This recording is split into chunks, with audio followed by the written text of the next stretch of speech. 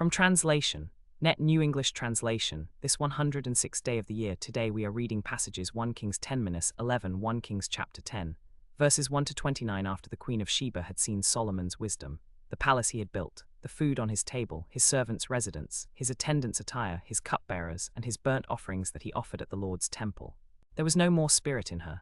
The Queen of Sheba said to the king, "The report I heard in my own country about your deeds and wisdom is true. I did not believe these things until I came and saw with my own eyes. Indeed, I was not even told the half. Your wisdom and prosperity surpassed the report I heard.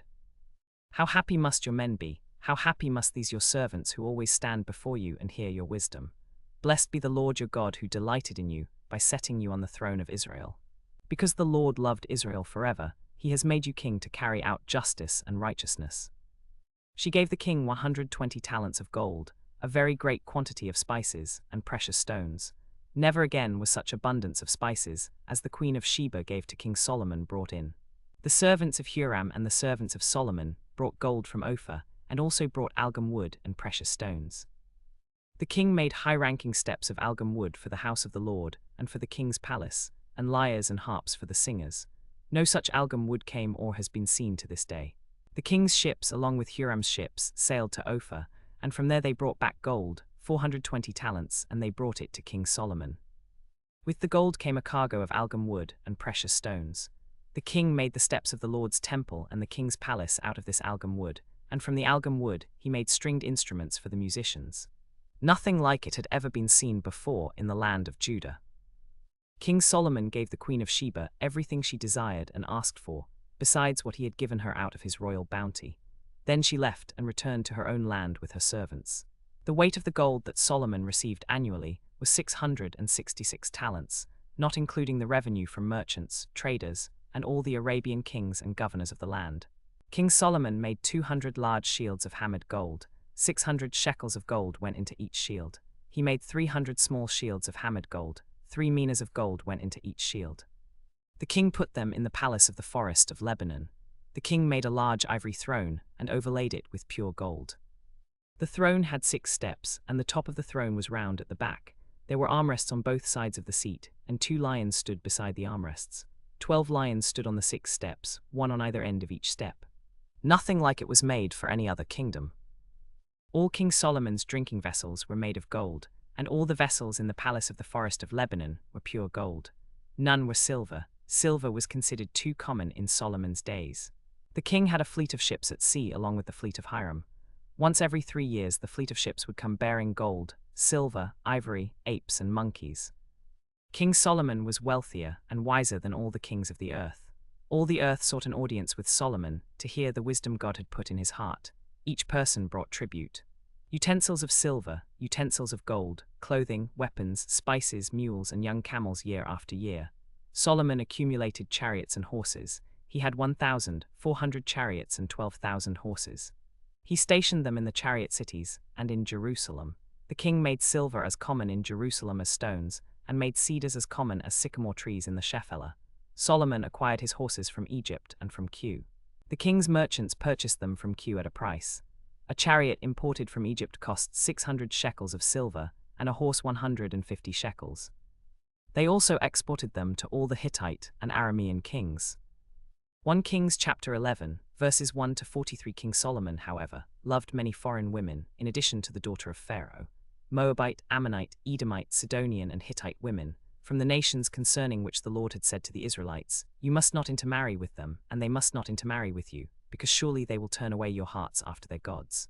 Solomon clung to these women in love. He had 700 wives, princesses, and 300 concubines, and his wives turned away his heart.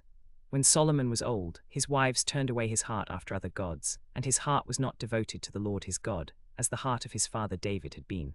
Solomon followed Ashtoreth, the goddess of the Sidonians, and Milcom, the detestable idol of the Ammonites.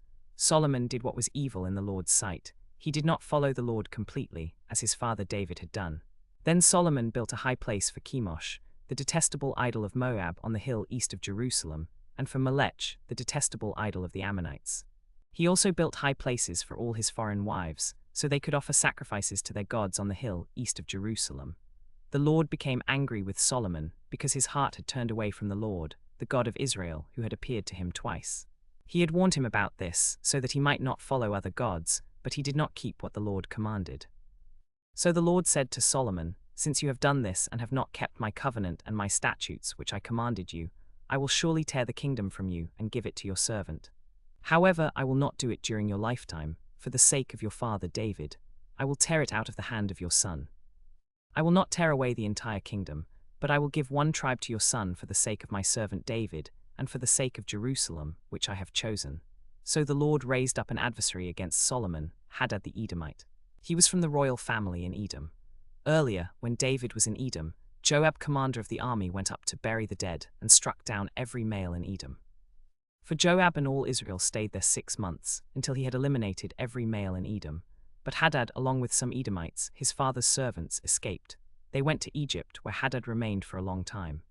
In the 4th year of Solomon's reign over Israel, King Pharaoh's daughter came to the city of David, but Hadad received her from Pharaoh.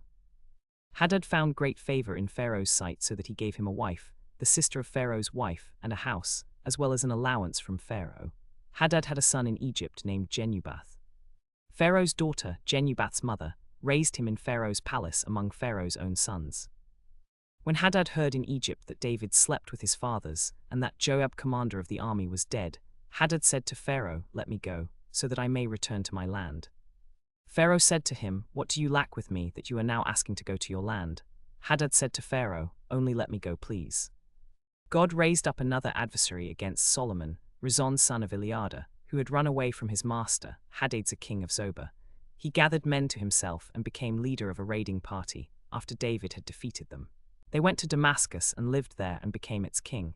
He was an adversary of Israel all the days of Solomon, adding trouble to him. Rezon loathed Israel and reigned over Aram. Jeroboam son of Nebat, an Ephraimite from Zeradah, whose mother was a widow named Zeruah, and whose father was a servant of Solomon, also rebelled against the king.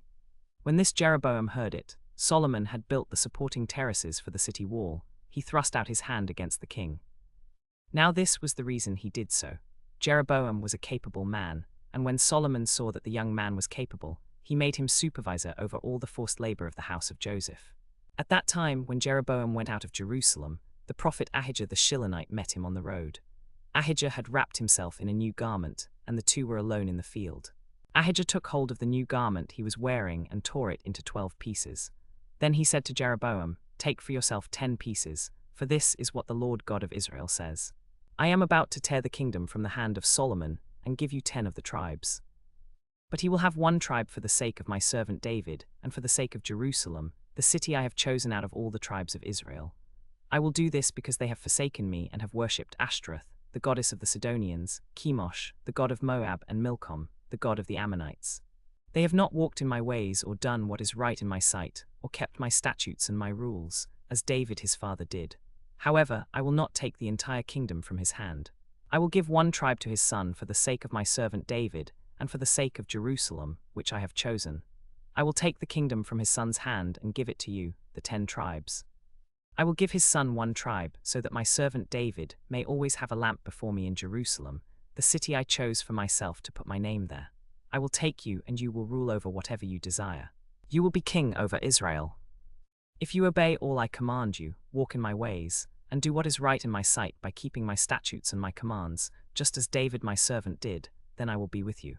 I will build you a secure dynasty, as I built for David, and I will give you Israel. I will punish the descendants of David because of this, but not forever."